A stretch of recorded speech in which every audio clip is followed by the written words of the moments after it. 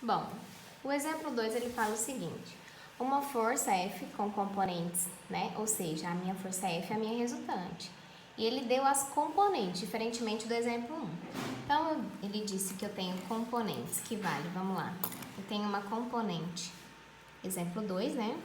Tenho uma componente F de x que tem uma intensidade de 100 newtons, positivo. Uma componente F de y com uma intensidade de menos 150 newtons. E uma componente de F de z, ok? Que tem uma componente de 300 newtons. Ou seja, esse vetor resultante do plano, ele toca nas 3 direções, assim como esse do exemplo 1. Determine o módulo de F, ou seja, determinar qual é a resultante dessas 3 componentes, certo? O módulo desse vetor, nada mais é que a intensidade da força resultante.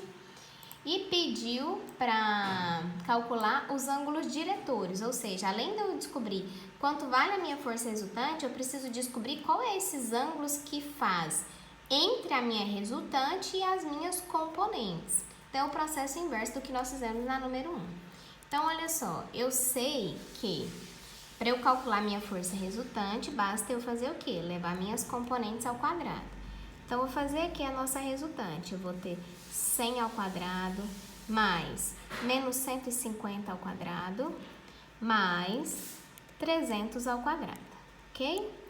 Então, eu vou ter como força resultante, vamos calcular aqui, olha só. 100 ao quadrado, mais 150 ao quadrado, mais 300 ao quadrado. Tirando isso da raiz, eu vou ter uma resultante de 350 newtons. Então, a minha componente vale 350 newtons, certo? Bom, se eu quero saber qual é o ângulo diretor, a gente sabe que eu vou ter que a minha componente, f de x, ela é o quê? A minha força resultante vezes a orientação, não é isso? Se eu quero saber quanto vale essa orientação, basta eu fazer o isolamento, né? Por isso, o isolamento, quando eu passo para cá, ele vem como arco cosseno. Então, o meu arco cosseno do meu eixo x, ele vai valer a minha componente sobre a minha força resultante. Ou seja, eu vou ter um arco cosseno de f de x, ele vale 100, dividido pela minha resultante, que é 350.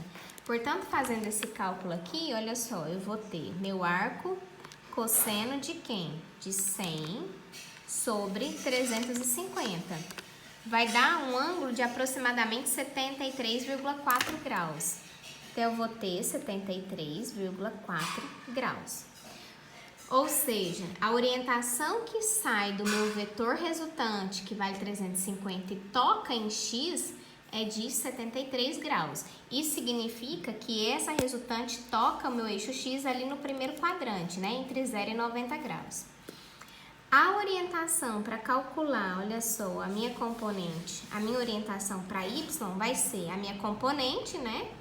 F de y dividido pela minha resultante. Quem é a f de y? Ela vale menos 150. Dividido pela resultante, que é 350, eu vou ter que o arco cosseno, né, desse ângulo, olha só, o meu arco cosseno de menos 150 dividido por 300 vale 120 graus, ou seja, já passou do primeiro quadrante, 120 graus.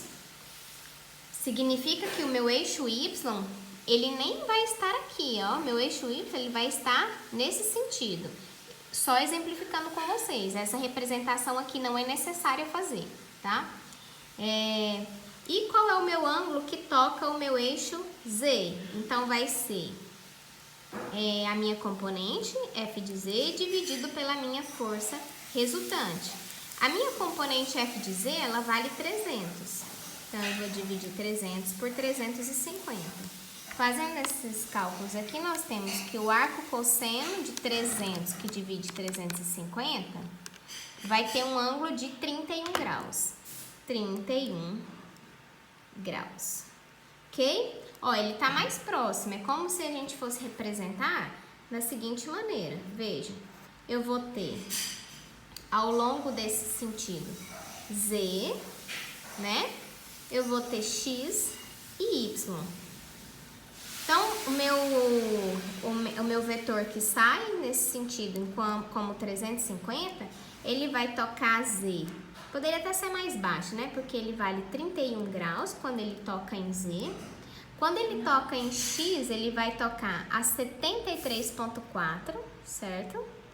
E quando ele sai daqui e toca em Y, que é maior, ele faz uma volta de 120 graus, ok? Só uma representação para vocês entenderem, certo? Então, ele pediu para determinar, a partir das componentes, qual era a resultante. Calculada a resultante, eu tenho condição de descobrir quais são os ângulos diretores em que essa resultante toca cada um dos meus eixos, ok?